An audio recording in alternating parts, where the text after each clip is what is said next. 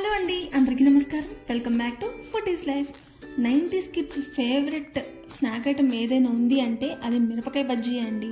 వర్షం పడుతున్నప్పుడు, చల్లగా ఉన్నప్పుడు వీధి చివరి ఉన్న బాబాయ్ కొట్టుకి వెళ్ళైతే పక్కాగా తెచ్చుకునే వాళ్ళం. సో అలాంటి ఈ మిరపకాయ బజ్జీని మనం ఇప్పుడు ఇంట్లోనే చేసుకోబోతున్నాము. అది కూడా ఎక్కువసేపు క్రిస్పీగా ఉండి మెత్తబడిపోకుండా టేస్టీగా ఎలా ప్రిపేర్ చేసుకోవాలి తక్కువ టైంలో అనేది చూపించేస్తాను. సో వీడియోని స్కిప్ చేయకుండా ఎండ్ వరకు చూసేసేయండి. ముందుగా ఒక బౌల్లోకి అయితే నేను ఒక కప్పు శనగపిండిని జల్లించి తీసుకుంటున్నాను. ఇలా జల్లించి తీసుకోవడం వల్ల ఫ్లఫీగా చాలా బాగా వస్తాయి బజ్జీలు అనేవి. ఇప్పుడు ఒక స్పూన్ అంతా వాముని ఇలా నలిపైతే వేసుకోవాలి. అలా లేదు అంటే ఆయిల్లో వేయగానే అవి చిందుతాయి అన్నమాట. సో ఇప్పుడు ఇందులోకి టేస్ట్కి సరిపడా సాల్ట్, ఒక స్పూన్ వరకు కారము, అలాగే ఒక స్పూను బియ్యపిండి వేసేసుకుని అన్నీ కూడా ఇలా విస్కర్తో కానీ చేత్తో కానీ బాగా మిక్స్ చేసుకోవాలి. ఇలా మిక్స్ చేసుకోవడం వల్ల వాటర్ పోసిన తర్వాత ఉండలు కట్టకుండా చాలా బాగుంటాయి. సో అందుకని ముందుగానే మిక్స్ చేసుకోవాలి. ఇప్పుడు ఇందులోకి కొద్దిగా వాటర్ని యాడ్ చేసుకుంటూ మనం దోశ బ్యాటర్ కన్నా కొంచెం థిక్గా అయితే కలుపుకోవాలి. కొంచెం థిక్గానే ఉండాలి, లేదు అంటే మనకి పచ్చిమిరపకాయకి అంటుకోకుండా ఆయిల్లోకి విడిపోతుంది. సో అందుకని కొద్దిగా ఇక్కడ నేను చూపిస్తున్నట్టు ఈ బ్యాటర్లో అయితే మీరు పిండిని అయితే ప్రిపేర్ చేసుకోవాలి. ఎక్కడ కూడా ఉండలు లేకుండా బాగా పిండిని కలిపేసుకున్నాం కదా. ఇప్పుడు ఇందులోకి పావు స్పూను వంట సోడాని అయితే వేసుకుంటున్నాం. ఇలా వంట సోడాని వేసుకోవడం వల్ల మనకి గుల్లగా వచ్చి క్రిస్పీగా చాలా బాగుంటాయి. సో వంట సోడా కొంచెం వేసుకోండి, ఎక్కువ అయిందంటే మళ్ళీ ఆయిల్ ఎక్కువ పీల్చేస్తుంది. సో చూసుకుని పిండికి తగ్గట్టుగా కొంచెం వేసుకోండి.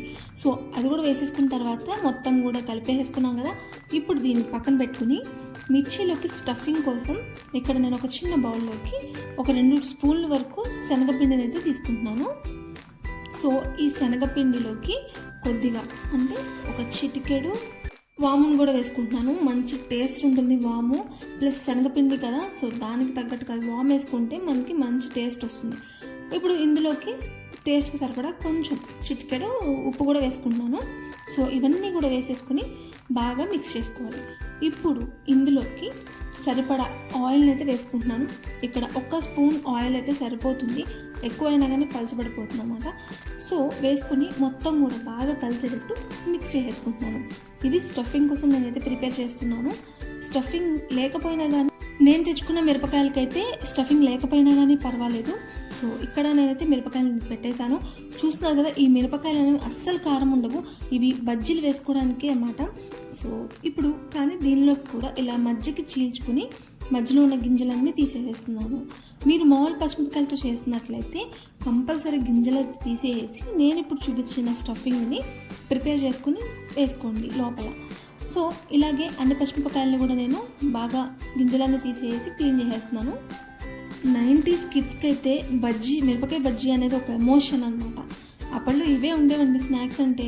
ఇప్పుడు అంటే పిజ్జాలు అవన్నీ వస్తున్నాయి, కానీ అప్పట్లో మిరపకాయ బజ్జీయే మాకు పెద్ద స్నాక్ ఐటమ్ అనమాట. సో ఇప్పుడు మనం ప్రిపేర్ చేసుకున్నాం కదా స్టఫింగ్, దాన్ని మిరపకాయ మధ్యలోకి ఇలాగా కొద్దిగానే యాడ్ చేసుకోవాలి. ఎక్కువ పెట్టేస్తే మళ్ళీ మనకి బజ్జీ టేస్ట్ అనేది తెలియదు, లైట్గా తగులుతుంటేనే బాగుంటుంది. అందుకని ఎక్కువ పెట్టద్దు, కొద్దిగా ఒక చిటికెడంతా తీసుకుని లోపల అయితే ఇలా మొత్తం కూడా రాసుకోండి, సరిపోతుంది. ఎక్కువ పెట్టామనుకోండి చేదు వచ్చేసి మనకి బజ్జీ టేస్ట్ అనేది తెలియకుండా పోతుంది. సో ఇప్పుడు అన్ని మిరపకాయల్లోకి ఈ స్టఫింగ్ అయితే పెట్టేసుకుని రెడీ చేసుకుని అయితే పక్కన పెట్టేసుకుంటున్నాను. ఈ లోపల మీరు పక్కన స్టవ్ మీద ఆయిల్ని అయితే హీట్ చేసుకుంటూ ఉండండి. ఇప్పుడు మనకి మిరపకాయలు అయితే రెడీ అయిపోయాయి, స్టఫింగ్ పెట్టింది. సో వీటిని ఇలా మనం ప్రిపేర్ చేసుకున్న శనగపిండిలో అయితే డిప్ చేసి కాగుతున్న నూనెలో మాత్రమే వేయాలి.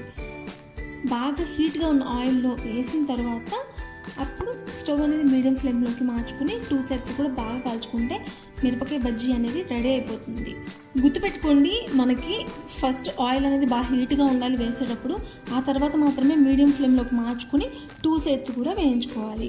ఇంకెందుకు ఆలస్యం, నేను చెప్పిన విధానంలో మీరు కూడా ఒక్కసారి ట్రై చేయండి. ఈ పచ్చిమిరపకాయలే కాదు, ఇంట్లో దొరికే పచ్చిమిరపకాయలకైనా కానీ ఒక్కసారి ఇలా ట్రై చేయండి. మీకు కారం అనేది లేకుండా ఎక్కువసేపు క్రిస్పీగా ఉండేటట్టు బజ్జీలు అయితే రెడీ అయిపోయి, అలా బజ్జీని మధ్యలోకి చీల్చుకుని ఉల్లిపాయ ముక్కలు నిమ్మకాయ పిండుకుని తింటే ఉంటుంది సూపర్. అంతే.